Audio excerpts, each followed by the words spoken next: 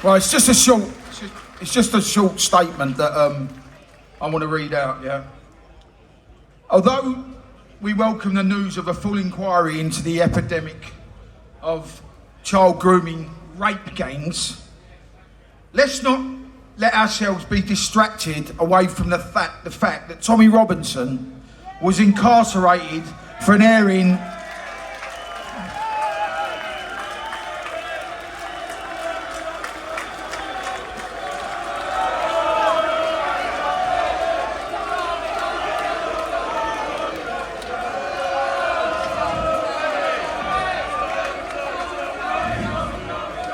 Right, let's not get distracted away from the fact that Tommy Robinson was incarcerated for airing a documentary exposing the unbelievable case of Bailey McLaren, the 15-year-old Huddersfield schoolboy who had his life destroyed by a total media lie.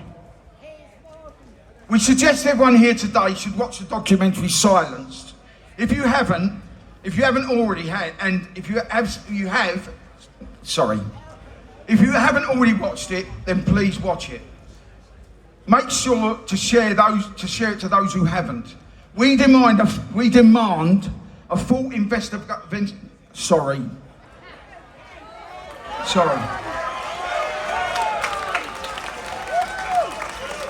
We demand a full investigation where all witnesses are allowed to speak freely and without fear of repercussions. A total exoneration and public apology for Tommy Robinson and Bailey McLaren.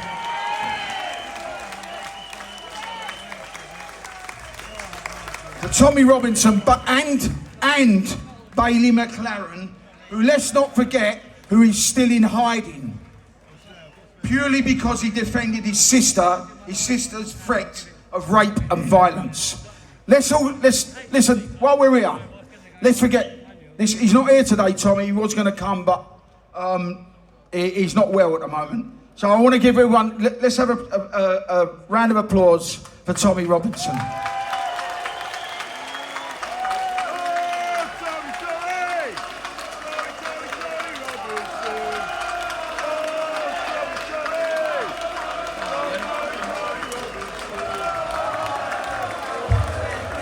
See ya.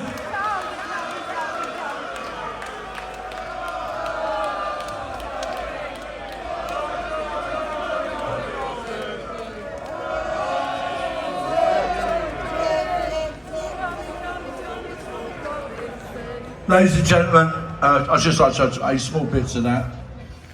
That man started campaigning, in 2009. Think about that, 2009. We've been doing it for a while, but that man's been doing it a hell of a lot longer. And I think we should all doff our hat and thank him for what he's been doing for our children. Now,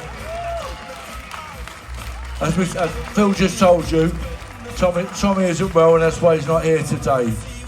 But I'm now going to introduce a man that's been speaking all over the country for the last few years now, and is always very well received.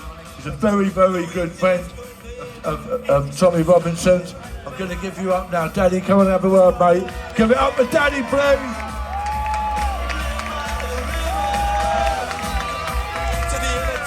Thank you.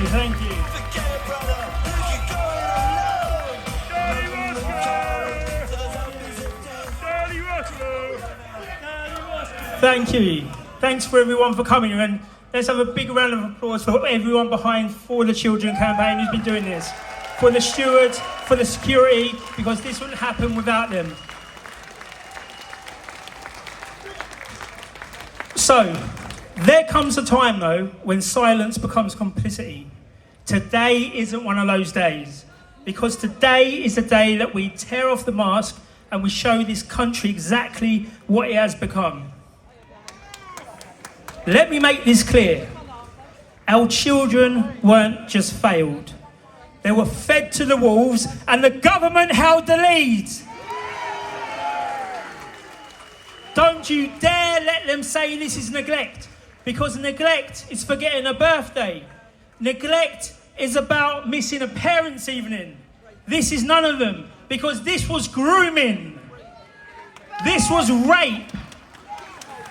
This was the political protection of paedophile networks, and only now they were forced to admit it, because Baroness Louise Casey, she's not one of us, she's one of the Labour's own.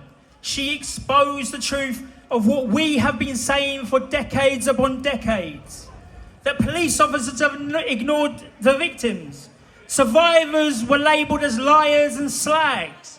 Gangs ran wild under the nose of the state, and nobody did a thing. This wasn't just failure, this was a strategy. A strategy to keep the Muslim vote happy. A strategy to appease community leaders. A strategy to silence the working class while our daughters were dragged into hell. Where was Keir Starmer when the grooming gangs were being protected?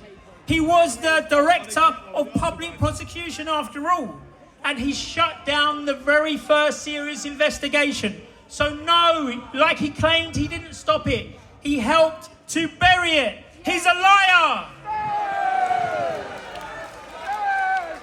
And where were the Conservatives? They were too busy hosting iftars in Parliament and grovelling to hate preachers while our children were getting groomed. And what now? They're going to hand out medals and tell us that lessons have been learned? No, they haven't. So we are not talking anymore. We are going to be demanding justice. I have multiple demands over multiple places because I don't play policy games, and I'm here to draw a line in the sand.